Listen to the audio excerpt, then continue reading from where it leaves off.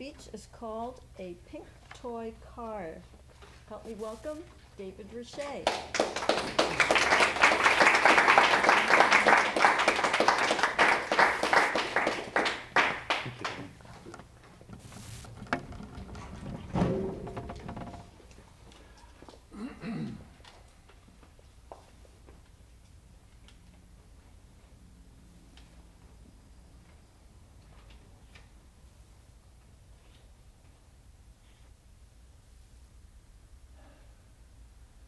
When your child is first abducted,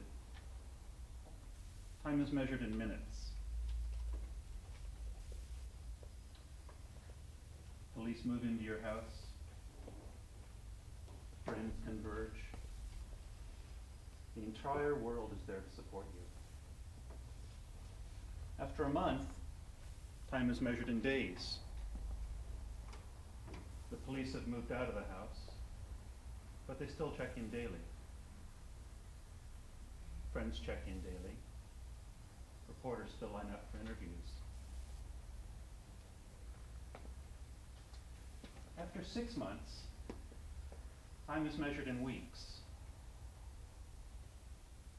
Friends drop by every couple of weeks. Police will check in on a weekly basis. Reporters have forgotten about you.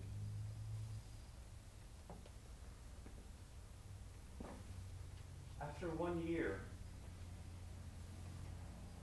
time doesn't mean anything. The police have given up the search, and your friends feel too uncomfortable to stop by anymore. They're not uncomfortable because your child is still missing after 1 year.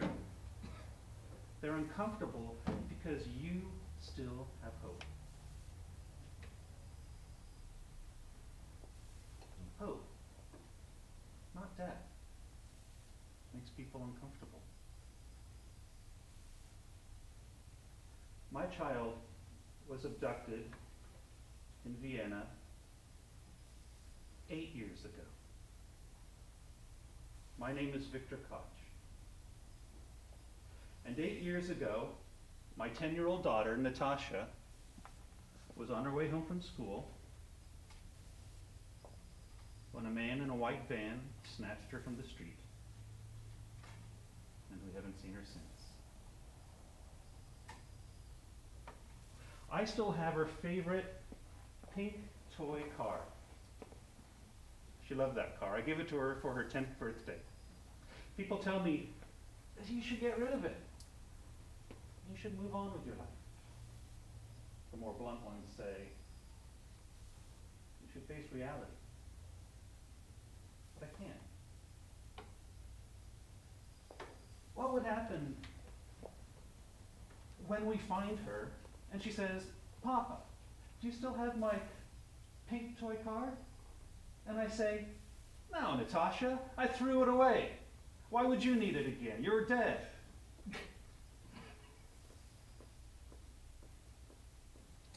So I hang on to her toy pink car. And I hang on to my hope. You know, the white van was the only thing that the police had to go on. So in a manhunt that was the largest in Austria, they interviewed every single driver of a white van. You know that they even interviewed Victor Priklopil, the monster who abducted my daughter? It's true. But he seemed like such an upstanding citizen. He could no more abduct a young child than kill his own mother. But they were wrong. At least about the abducting the young girl part. You see, he loved his mother. She'd come over to his house every weekend and cook him a nice home-cooked meal. She had no idea. Not even his uncle, who lived next door, had any idea that Victor had worked for over a year to build a 5-foot by 10-foot prison room. with a 2-foot electronically sealed entrance beneath his garage.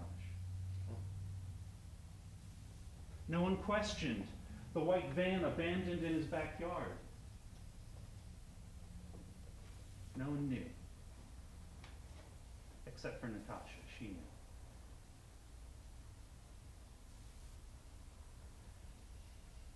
He told her that he booby-trapped his house with explosives. He told her that he slept with live hand grenades underneath his pillow. When he wasn't working as an engineer, he mentored her and tutored her and gave her his love and affection. He made her call him master.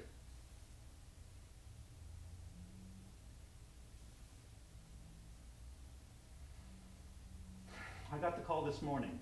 It was the police. I haven't heard from them in...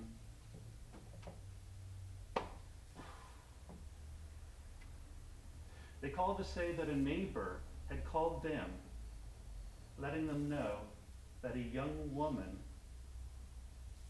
was found in their garden screaming, saying that she had been kidnapped and to call the police. A woman with very white skin, like skin that hadn't seen the sun in years, covered with bruises. A woman who said her name was Natasha. I couldn't believe it. I just couldn't believe it. I called her mother and told her that the police wanted us to identify Natasha at the hotel. How did her mother react? She had a nervous breakdown. All the way to the hotel. Not a word was spoken. Complete silence. But I was thinking in my head, is this really Natasha? Will I still recognize her? Will she still remember me? The police led us to the hotel room, opened the door, and there she was. Her eyes, her nose, her mouth.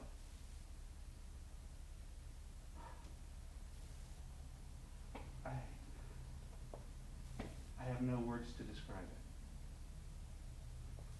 She ran to me and gripped me with all of her strength, and all of us were crying with no hope of stopping. And then she said, "Papa, I love you. And as God is my witness," the next words out of her mouth were, "Do you still have my favorite toy car?" And I said, "Yes. Yes."